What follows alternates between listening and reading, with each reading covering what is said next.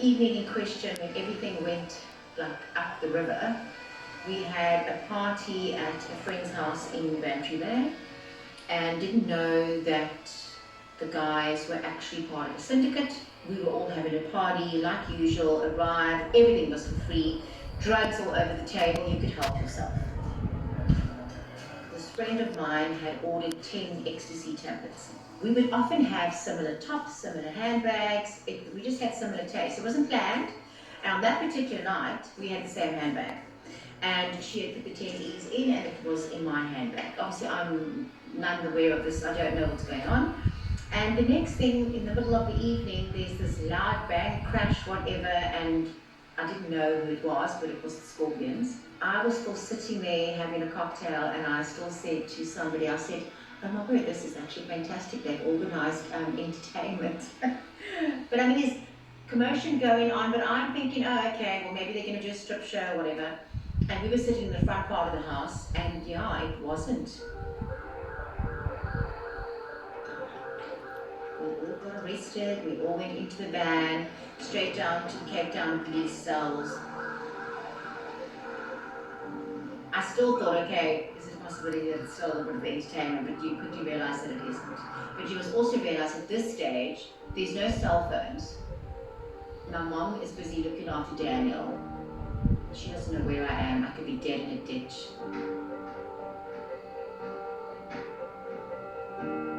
The Monday morning, we all had to come forward and 99% of the people got let go, and I was still standing with these three guys, not realizing really what's happening. Everything was a blur, but I got bail. It was really the next court appearance, which I think was probably maybe 4 or 5 weeks later, and then it hit me that the charge is actually dealing with the intent to sell. I didn't know that there was a syndicate. I didn't know any of that yet. We think drug dealers are the guys on the flats with a hood on and whatever. They're not. They are highly intelligent, highly educated drug dealers.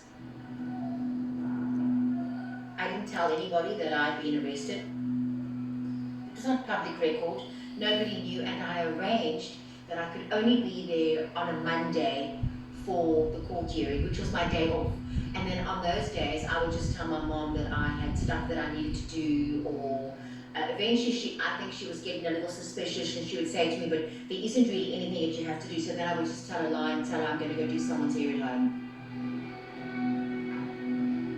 They said to me that I would need to get representation, so I asked for a lawyer, and I just went through the motion. The fact remains is I was found with 10 E's, so what was I going to do with them? And of course the friend didn't come forward and say, oh, they're mine, of course not. And I never felt the need to say they weren't mine, actually. I think I was so numb and trying to keep my life together so that no one would find out that I'm doing this, that I'm coming to court once a month or once every 2 months. And it went on for nearly 3 years. I remember my life would be from one court case, one court hearing to the next. And then after the court hearing, there would be a sense of relief because, oh gosh, I don't have to worry about this for another 4 or 5 weeks. It was a revolting 3 years of my life, actually.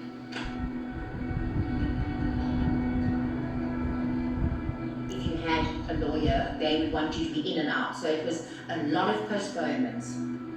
There was investigation, so it was postponed. And sometimes that would last for 10 minutes. And then I'd be out of there. So I got used to that, and eventually I think you get comfortable. So I thought, well, maybe nothing's going to happen to me.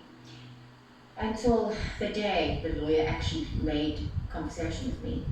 And he said, look, well, you're going to come in, it'll be the same formality, they're going to dismiss you. I've spoken to the prosecutor, and they realize that you don't have anything to do with this, and you'll go home, and it'll be over.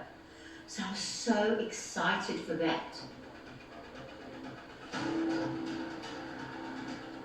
We did all stand together because night was sentencing, and they got 15 years. There were 1 or 2 other things, but I remember 15 years, and I think obviously each.